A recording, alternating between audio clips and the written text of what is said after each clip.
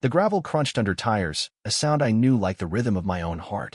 But this wasn't the lazy roll of a neighbor's truck or the quick zip of the delivery van.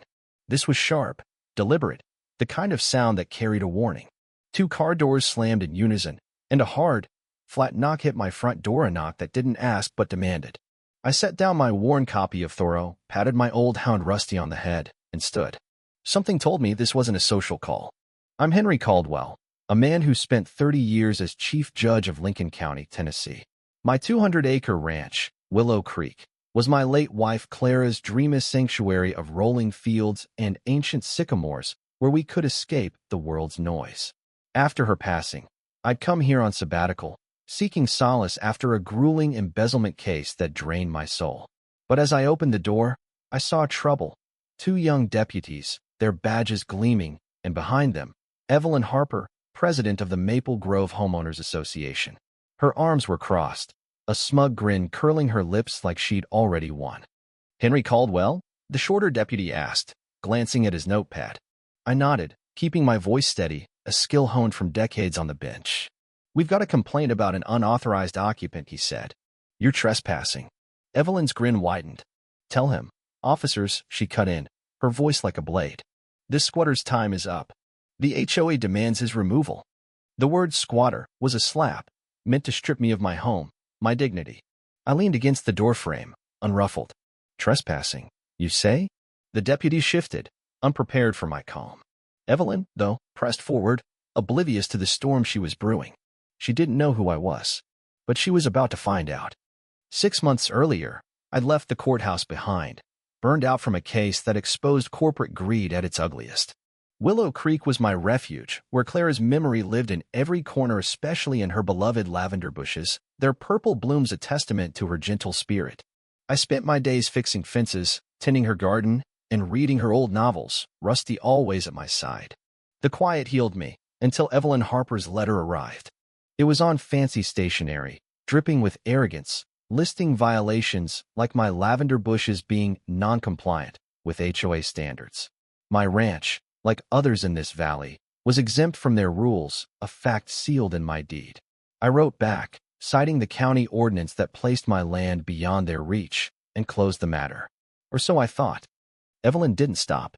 Carsleek SU started creeping down my lane, snapping photos of my house.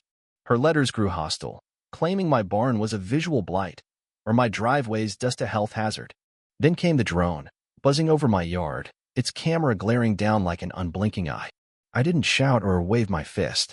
I installed high-resolution cameras, capturing every car, every license plate, every second of that drone's flight. I built a file labeled Harper, logging each move. The judge in me was waking up.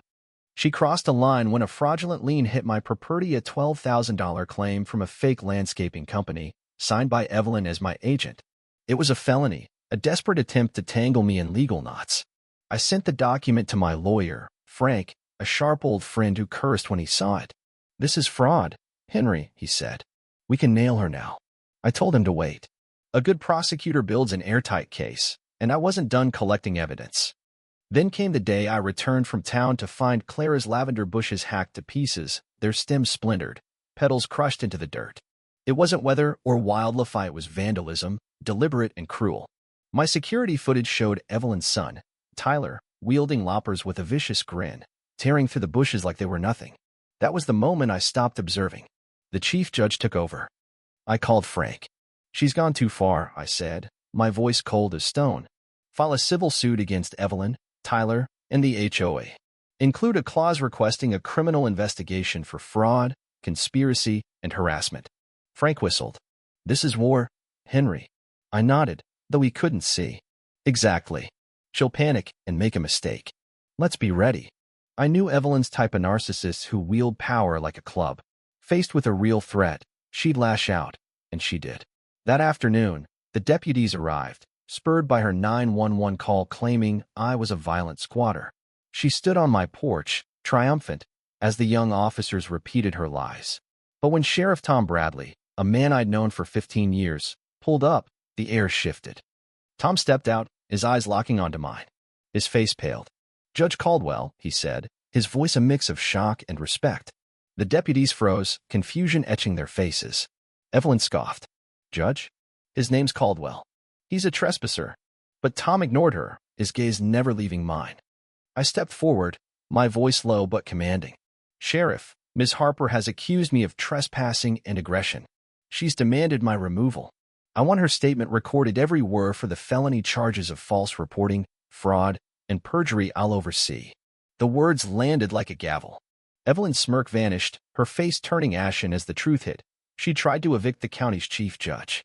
Silence gripped the porch. Evelyn's clipboard slipped, papers scattering.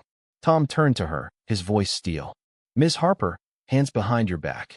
Tyler shouted as cuffs clicked around his wrists, but it was over. Evelyn, deflated, was led to a patrol car, her empire crumbling with each step. The aftermath was swift.